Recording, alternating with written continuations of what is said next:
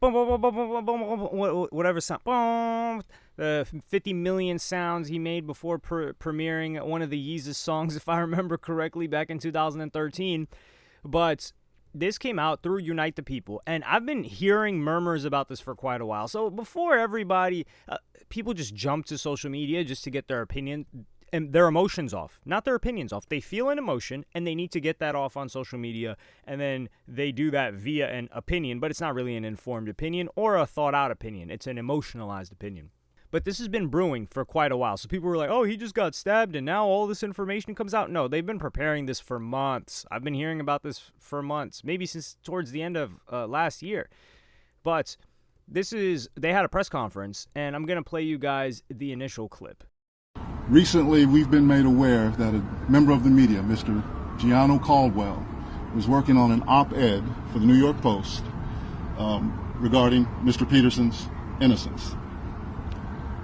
During his work on that op-ed, he became aware of some information in Unite the People's possession regarding a statement that was given to Unite the People by someone with information relevant to that case. The New York Post recently reached out to the prior district attorney, George Gascon, Megan Pete and her representatives, and Kelsey Harris and her representatives.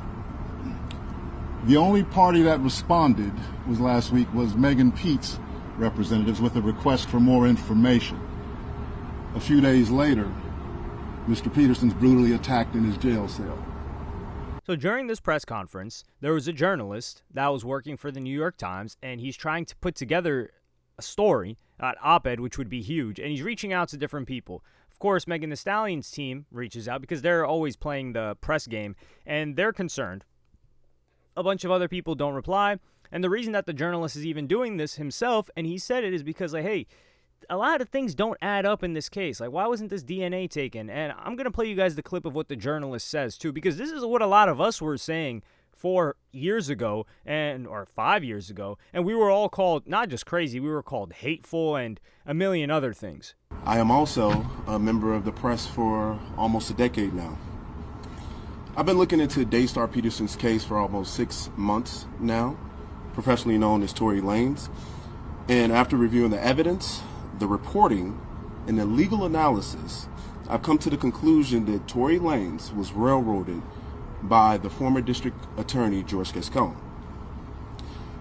He was also wrongly convicted. I believe if Jesus Christ was Tory Lanez's attorney, George Gascon would do whatever in his power to ensure that Tory Lanez lost that case.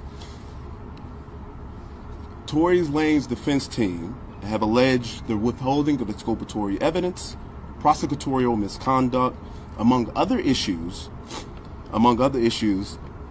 that I was compelled to write an opinion piece for the New York Post.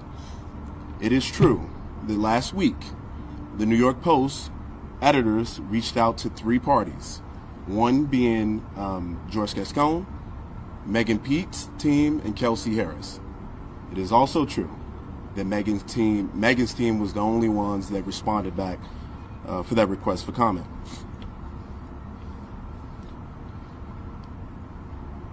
I had some glaring questions, and that was the reason for this op-ed. Things didn't make any sense to me, many issues in this case, and I was shocked by the lack of interest from the media to ask very simple questions. There were multiple people with gunshot residue on their hands that night. Why didn't all individuals have the residue tested, their DNA tested on the weapon? That's a legitimate question. According to the prosecution, Tory was excluded from the clip of the gun, and according to Tory's defense team, they said DNA analysis showed that there was a 0.01% chance that Tory touched the actual gun itself. Another piece that stood out to me, the call that the prosecution alleged Tory made confessing to a crime. I listened to that call. I'm sure many of you have as well. I didn't hear a confession. But what really shocked me about it is if my best friend was shot maliciously by someone just 2 to 3 hours before, I wouldn't have answered the call, or if I did, I wouldn't calmly have a conversation with the individual of it. And certainly, I would ask, why did you shoot my friend? And more importantly, I would never have given you my current location out of fear of you finishing the job. That was something that stood out to me. Excuse me, it was the New York Post. I said New York Times initially. But these are all questions that we had and we brought forward, and the media wasn't asking them, and that was the bizarre part. But a lot of people are still saying, well, like he lost in court, he shot her, whatever. However, Kelsey's bodyguard, not while she was working with Megan Thee Stallion, Kelsey's bodyguard, who is Megan Thee Stallion's best friend, who Tory was messing with both of them at the same time.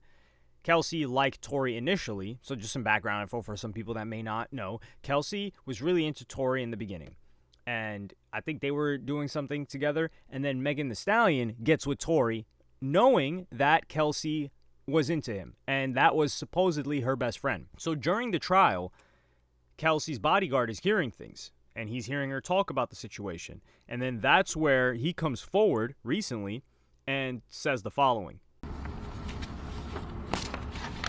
Not long ago, Unite the People was approached by a gentleman named Bradley James. Mr. James informed us he was working as the bodyguard and driver for Miss Kelsey Harris during Mr. Peterson's trial. As such, he was in close proximity and he had privy to conversations she was having with her husband and others. Mr. James informed us he was not under a non-disclosure agreement or a confidentiality agreement and was free to speak with Unite the People, and that he was doing it because his conscience would not let him not speak and leave a man in prison for something he did not do. Mr. James informed Unite the People that he was witness to the conversation Miss Harris had, where she stated she had the gun, she fired it 3 times, Mr. Peterson grabbed her arm and knocked it down, and the gun fired 2 more times. In essence, Mr. Peterson never shot anybody, never even touched that gun, never fired the gun. This statement aligns with the statement of the only non-party witness to the case, Mr. Sean Kelly, who at trial testified he saw 2 women fighting, 2 men break up the fight, 1 man grabbed the other one's arm. Gunshots came from the passenger side. The passenger side is where Miss Harris was sitting. This further iterates that Mr. Peterson did not shoot Miss Pete, did not shoot at Miss Pete, or did not assault Miss Pete. It's just another irregularity in a list of irregularities in this case. For example, there were 3 potential suspects in the car that night, and yet the only DNA sample was taken of Mr. Peterson, even though unknown DNA was found on the gun. Why wasn't Miss Harris's DNA taken? Or was it taken and the information simply never given to the defense? Why wasn't the driver of the car, Mr. Jaquan Smith's DNA taken? Or was it taken and again, simply not given to the defense? And the reason why this is a bombshell is twofold. Well, number one, it's not a bombshell because this really isn't going to have much effect on Tory's status. And very, very, very quickly, you can tell that the Rock Nation team is trying to move on things because Alex Spiro, who they're calling out, as well as Megan Thee Stallion and people on their team, they called him out, and he was the guy that put Tory Lanez in jail. And he said the following: Tory Lanez was tried and convicted by a jury of his peers, and his case was properly adjudicated through the court system. This is not a political matter. This is a case of a violent assault that was resolved in a court of law.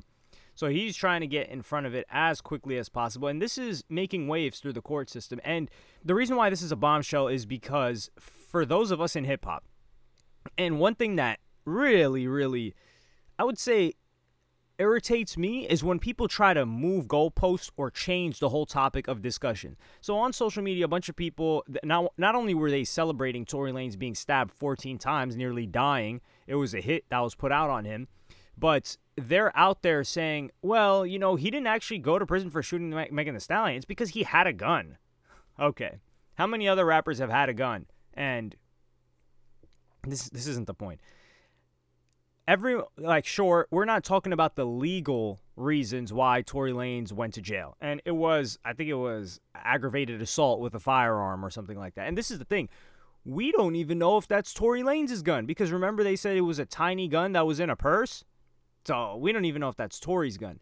Now, from my perspective, this will do nothing for the case, because this is just some guy, what he heard Kelsey say. And I think this is new information brought to public light, but this is what most of us knew happened that were sensible.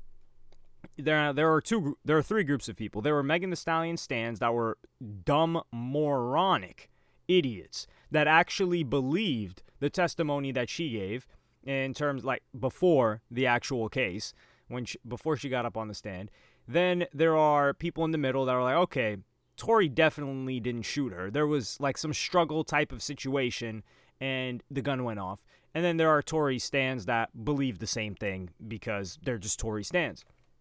It just so happens to be that like people in the middle align with Tory stans on this particular situation. But if you guys recall, what Megan Thee Stallion was saying is that Tory shot me. Number one, she said that explicitly, and this was after the event. So it was a day or two later that she said that. And she also went along and said that he looked over the passenger side seat, over the window, said, "Dance, B," and fired off shots like it was a Looney Tunes episode. Are we not remembering this? Because this was one of the craziest things I ever heard. I was appalled that Megan Thee Stallion said this. I couldn't even believe it.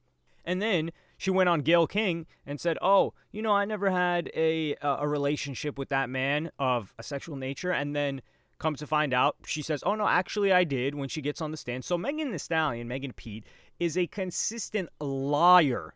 And everyone believed you shot Megan. Tory, you shot Megan. So Tory's perception, and the reason why he lost a ton of deals, why during the time that he was awaiting trial was such a difficult time for him, even though he was free, is because everybody believed he shot Megan. It's not why he's in jail. If you want to say that's not why he's in jail, it doesn't matter. Now, the unfortunate part about this is that this isn't really going to help him. Like, this is just, it's going to help his PR. Like, you had Chris Brown come out, say free Tory. You had all these people that already supported him since he's been in jail for quite a while. You had Drake like a post on Academics where the press conference was going on, and they were talking about Megan Thee Stallion being the one that, like, not lied, but this situation not happening the way that she claims that it did. It's lying. Like, this lie, and this will actually very much impact Megan Thee Stallion. Within hip-hop in particular, nobody's going to work with her because Tory's stock is going up, but it's just not really going to free him because this isn't admissible evidence. It's hearsay. On top of that, what are they going to do? Try to get the governor? They're trying to get the governor to pardon him. So they're trying to make this information and make as big of a splash as possible for Tory to potentially get, I guess, like, pardon, get him out of retrial and mistrial. I think he still has like 2 appeals where he could potentially get out on. But other than that, there isn't much that can be done. So this is more so a play on Tory Lanez's PR and his public perception, which is important for the music, than it is for anything else. And I think they have to do that because it's twofold. It's good for business because the more attention stays on Tory Lanez, the more we care about his music, the more he can support his family. The guy's independent. He's only making income from music. It's not like he's got brand deals or anything like that working for him while he's on the inside. And he didn't even have brand deals when he was outside because he was getting screwed over by the PR of people believing that he actually shot this woman. And none of this is new to me. I thought Tory Lanez was too cocky. That's what I thought. And that he was cocky and put himself in a position where something could go wrong. That's it. And did I think he deserved prison for that? Absolutely not. No way in hell. And I couldn't even fathom that he would, like, shoot this woman. But things are not going to change. People are so entrenched into their beliefs at this point. Like, if let's say somebody believed that Tory Lanez actually shot her and said dance B 4 years ago, that individual is not going to. They're not going to consciously change their mind. Now, they may get this new evidence and they'll just say, well, they're just going to change the goalpost. Like I said earlier, they're just going to say, oh, well, he just he's in jail because he should be in jail because he was holding a gun and he's a Canadian in America and he wasn't obeying the country's laws, which is like, hold on, that's not what you were saying 4 years ago. So it's a sad situation overall. This is a W, though, for Tory Lanez. Like, the guy's recovering well, which is great. His father is an incredible speaker. He did a speech during that press conference. That guy is outstanding at speaking. And we will see where this develops. I don't know if the governor may pardon him if this keeps going up. We're going to see a lot of attention around it, but we're not really going to see Megan Thee Stallion do any press. This puts a hamper on Megan Thee Stallion's career, too. Because Megan Thee Stallion she hasn't had a song catch in a really long time. We don't know what album she's had. Any interview that she does, this will be asked.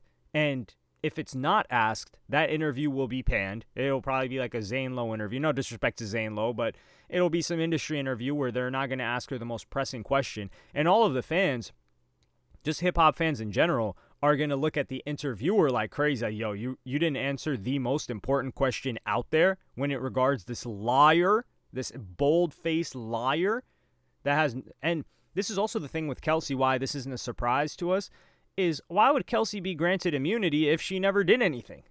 Yeah, we believe that Kelsey got immunity because she's the one that let off the gun.